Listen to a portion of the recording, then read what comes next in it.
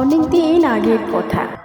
একদিন একটি ছোট হরিণ ছানা মনের সুখে ঘাস খেয়ে বেড়াচ্ছিল। সে তো খেয়ালই করেনি আশেপাশে কিছু।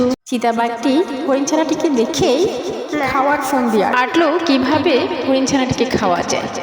সে ধীরে ধীরে হরিণ ছানাটির কাছে আসতে লাগলো। ওদিকে বানর গাছে ঝুলছিল, সে তো খেয়াল করেছে বিষয়টি। সে খুব দ্রুতই হরিণকে ডাকলো, হরিণ ভাইয়া, হরিণ ভাইয়া, দেখো দেখো, ওদিকে একটি চিতাবাঘ দেখা যাচ্ছে, সে এদিকেই আসছে। শোনা মাত্রই হরিণ ছানাটি দৌড়ে পালিয়ে গেল। চিতাবাঘটি হতাশ হয়ে তাকিয়ে রইল। তারপর চিতাবাঘটি সেখান থেকে ধীরে ধীরে চলে গেল। বানরের সহযোগিতায় হরিণ প্রাণে বেঁচে গেল। হরিণ মনে মনে সংকল্প করলো, যেভাবেই হোক বানর ভাইকে এর প্রতিদান দিবে। তার কিছুদিন পর বানর একটি জঙ্গলে খেলা করছিল। তখনই হঠাৎ করে বানরটি গাছের ডাল ভেঙে নিচে পড়ে গেল।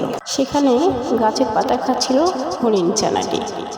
হরিণ ছানাটি গাছের পাতা খেতে খেতে বানরের কাছে আসে, দেখে বানর পড়ে আছে।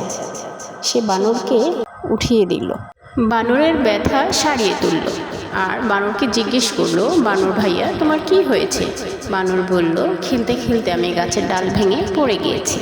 তারপর থেকে তারা একে অপরের বন্ধু হয়ে গেল। তো বন্ধুরা, কি বুঝলে? উপকার করলে উপকার পাওয়া যায়। চ্যানেলটি সাবস্ক্রাইব করতে ভুলবে না কিন্তু।